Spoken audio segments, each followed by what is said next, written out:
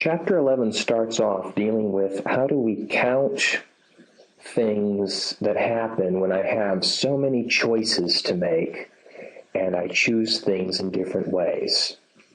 So let's start off with just talking about counting and how that might work. So we have the thing called the fundamental counting principle, and that just says that if you choose one item, you choose one out of m possible, out of m total options. And then if you choose another one out of n total options,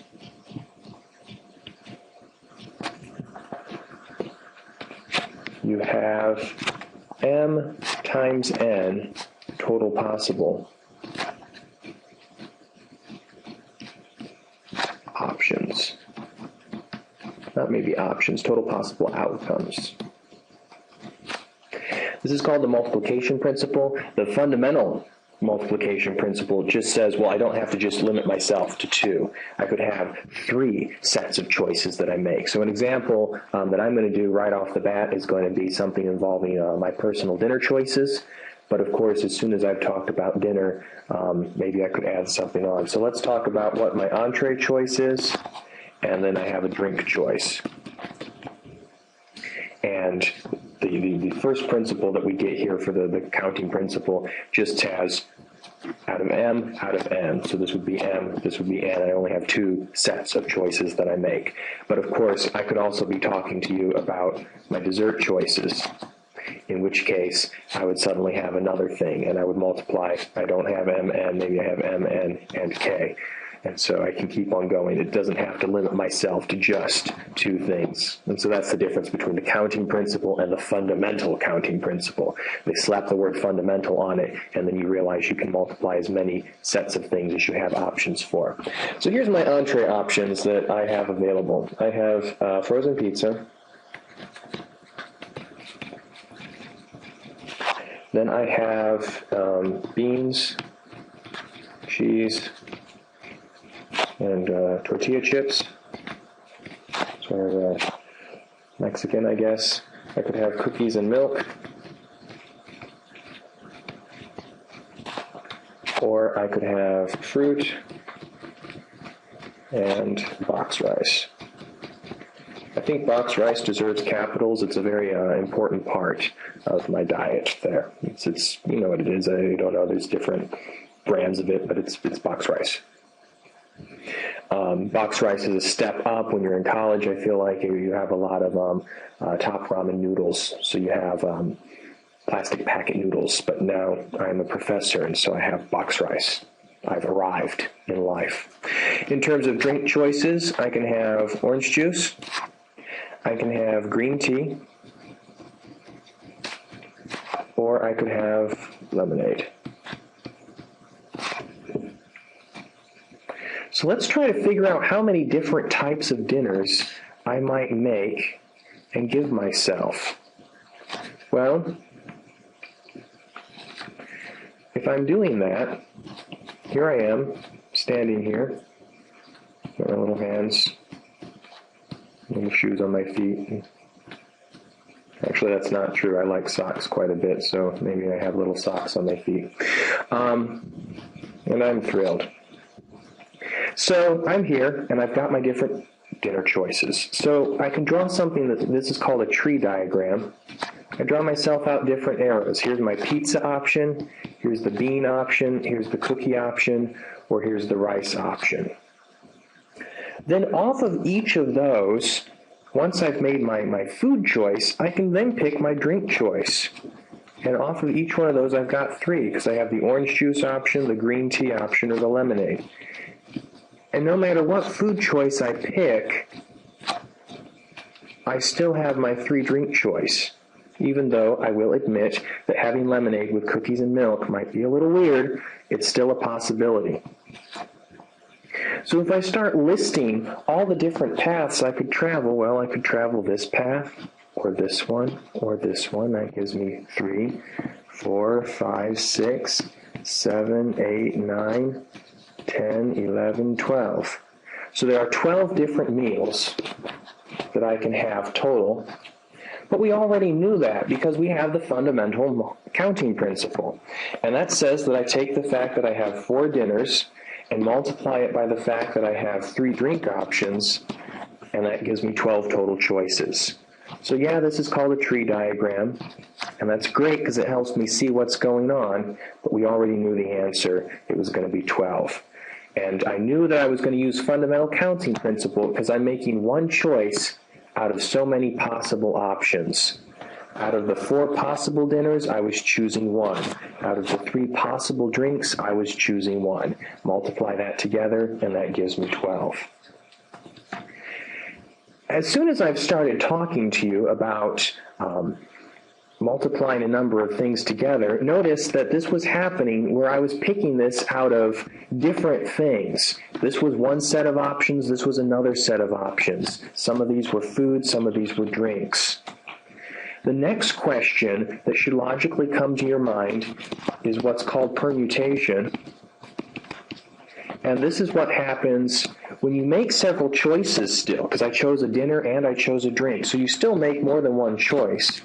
You make your choices, but it's out of only one bag of options, but just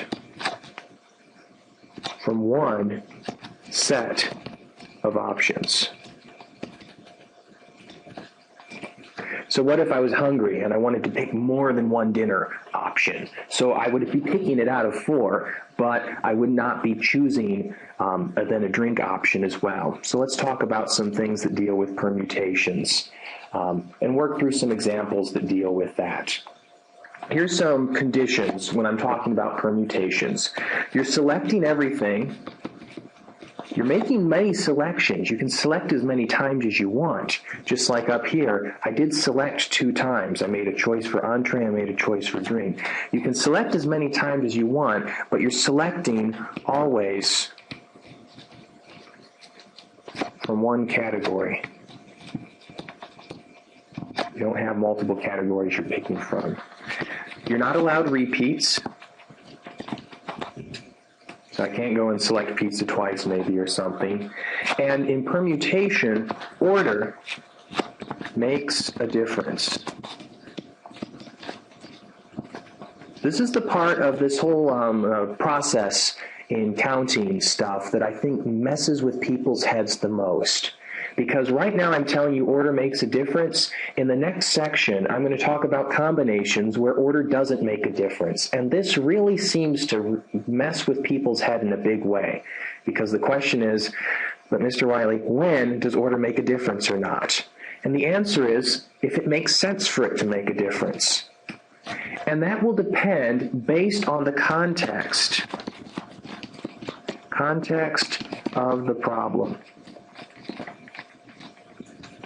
Order will make a difference if it makes sense for it to make a difference. So if I was just choosing dinner options, well, it could or could not make a difference. If we're talking about Iron Chef, then I totally bet that the order in which they plate things would make a massive difference, in which case I would probably say order makes a difference. But if it's just me in my kitchen attempting to use my oven, and hoping desperately that as I twist the dials on the thing that it's going to somehow function, I suspect order doesn't make a difference. Because I'm just going to eat it and it's all going to go to the same place, and I don't really have, when I'm cooking box rice and frozen pizza, it's not like the taste sensations are going to be messed up if I have them in the wrong order. So then order would not make a difference. If we're talking about Iron Chef, maybe I would go with this permutation idea if we were doing food, and if it was just me, I might say it was a combination. Which again, I'm going to talk about combinations in a second. So context tells you whether order makes a difference or not. It's not just, oh, I think I could see a way for there to be some order on it. Another example, maybe I'm picking flowers. For me, I'm colorblind and I have no skill at flower picking whatsoever. Order makes no difference at all. And so for me, a flower picking process would be a combination. But if you are a skilled florist and you have the ability to tell the difference between periwinkle and purple, then you can probably bet that order is going to make a difference, and suddenly it's a permutation problem again.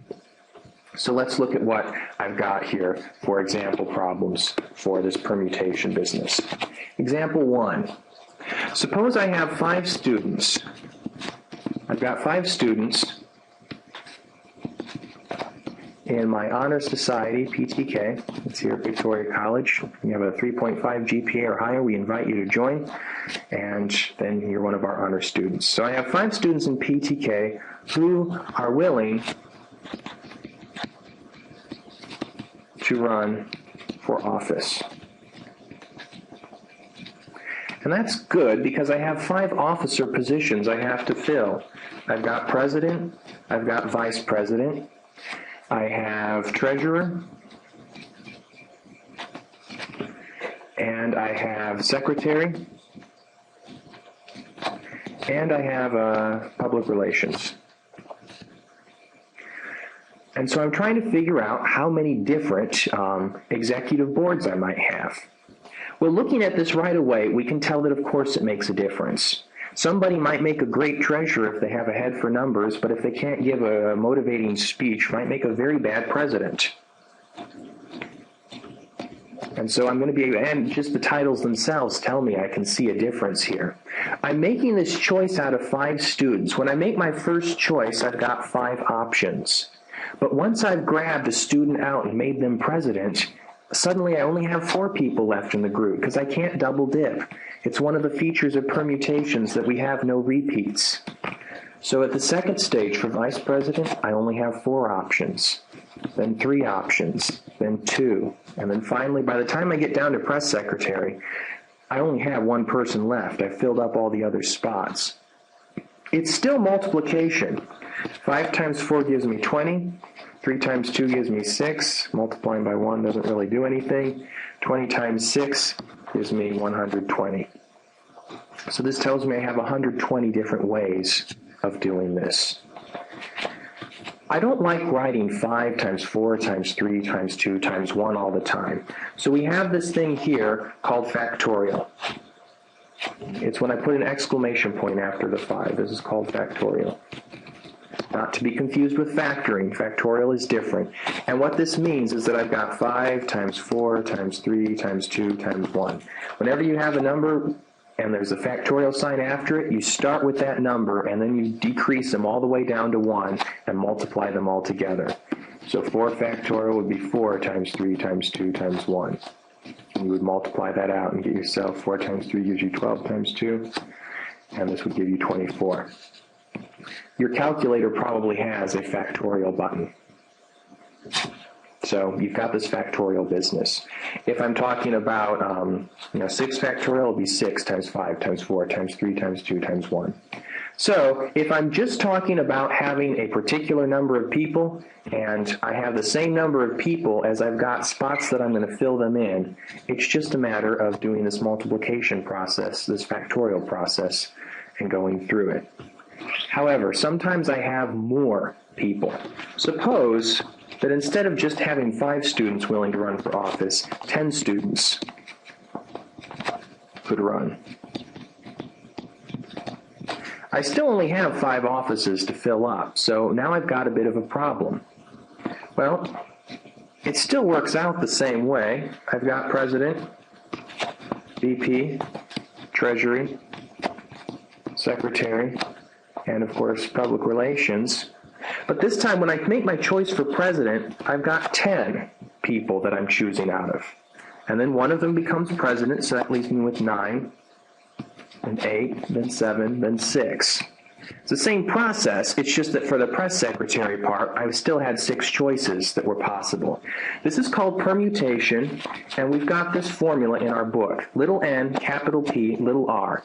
And this formula looks like this, n factorial divided by n minus r, in parentheses, factorial.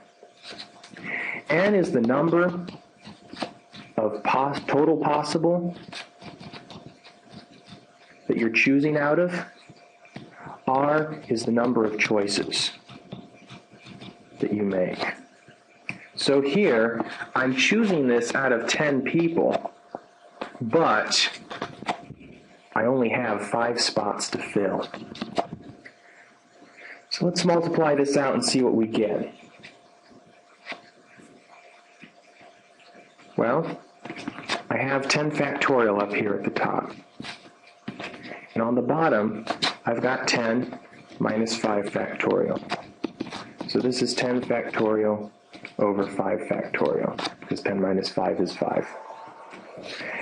When I'm doing this out, I know what 10 factorial is. It's 10 times 9 times 8 times 7 times 6 times 5 times 4 times 3 times 2 times 1. And I know what 5 factorial is. 5 times 4 times 3 times 2 times 1. Before I multiply this all out, notice that there's some cancellation that can happen here. And in fact, I should have been a little more clever. Rather than writing all this out and writing all this out, look how I could have rewritten this. 10 factorial is 10 times 9 times 8 times 7 times 6 times 5 factorial. Because 5 factorial right here tells me that I've got 5, 4, 3, 2, 1. And I'm dividing by 5 factorial on the bottom. And so that lets me cancel these out. And of course then here, I've got the 10 times 9 times 8 times 7 times 6. And that's exactly what I worked out this way. So this permutation formula lets us figure out what the answer is, multiplying these things together, without having to draw out this situation.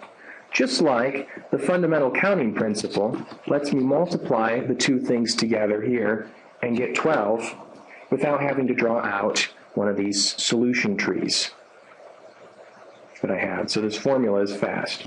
Your calculator probably has an MPR button if you have a full-on scientific calculator or a graphing calculator.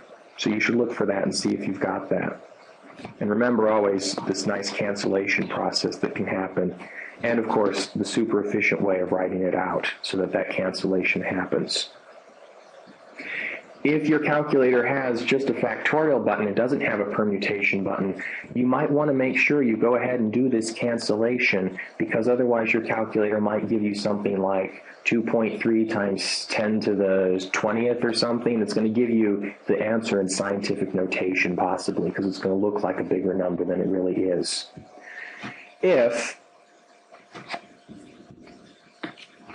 I take my numbers and I take 10 times 9 times 8 times 7 times 6 and set that up, that tells me that I have 30,240 different ways that I can pick my officers out of 10 people.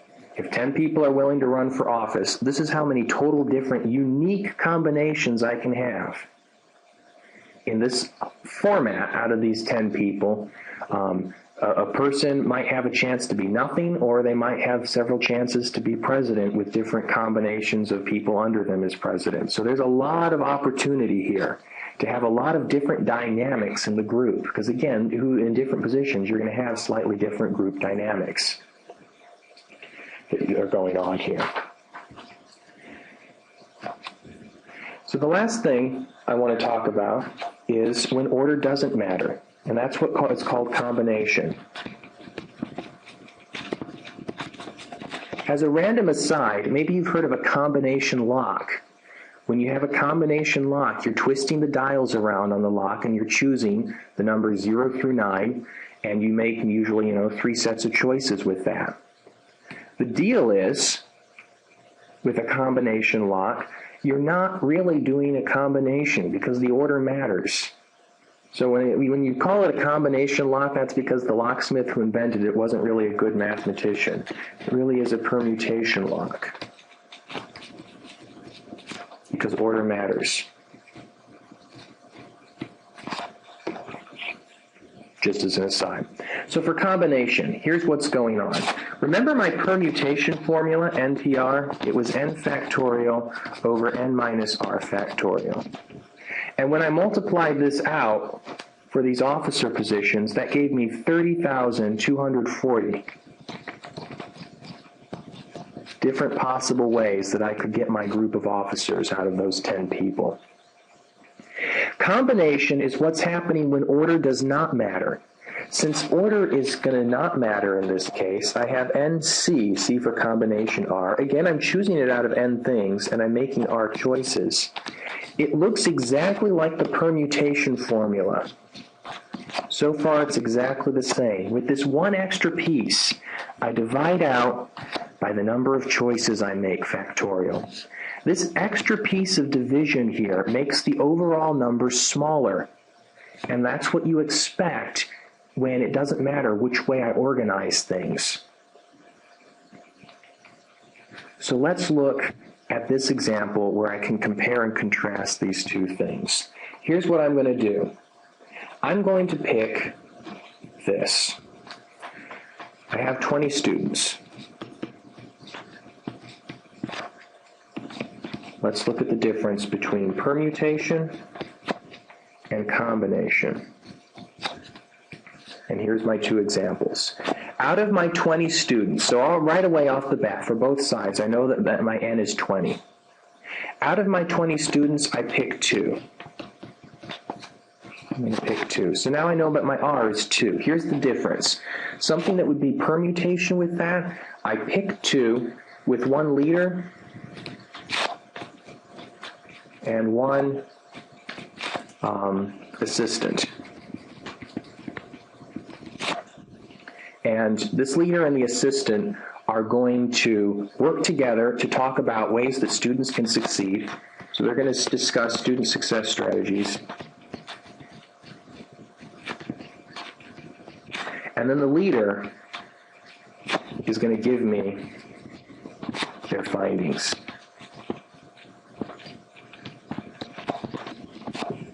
And this is big, and this is obviously permutation, because when I pick the 2 people and make one the leader and make one the assistant, and it's the leader who's going to come talk to me, it really doesn't, the leader is going to be able to put into context what they and their assistant were talking about.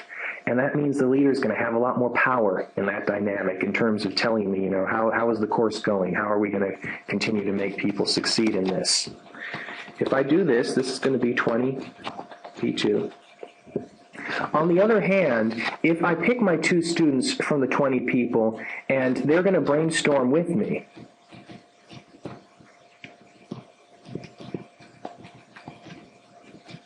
on success strategies,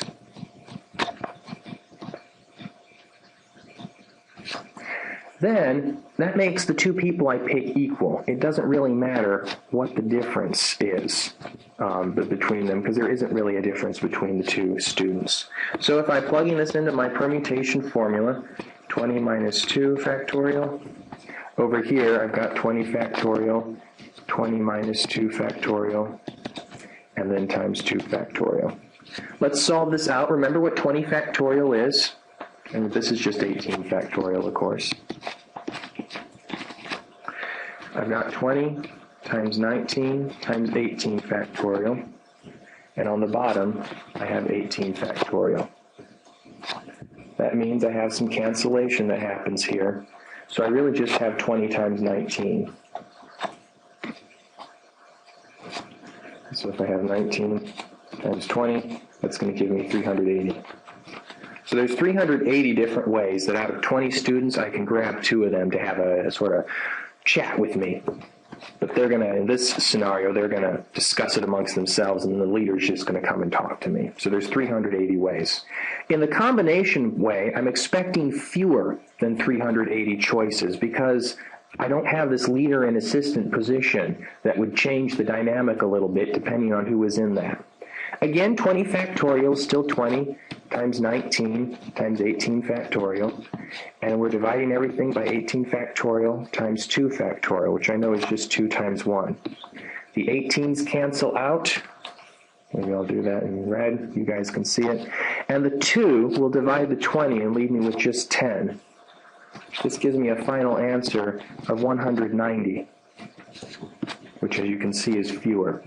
So if I have 2 people, 1 leader and 1 assistant, then there's 380 different ways that out of 20 people, I can pick 2. But if the two people who I pick are just going to work together with me, then out of 20, choosing 2, I get myself 190. And that's the total number of different ways I can pick people where that order doesn't matter. So again, whether order matters or doesn't matter depends a great deal, because again, I mean, there's two different people, and everyone is individual and unique, but in this scenario, the context lets me know that order is not important, because the two students are coming here and they're talking to me as equals. Where over here, the context lets me know that the order was important, because I gave it titles, leader and assistant. So that's counting, permutation, and combination. You can count out the total number of ways that you can form things up and see how many options are we really looking at.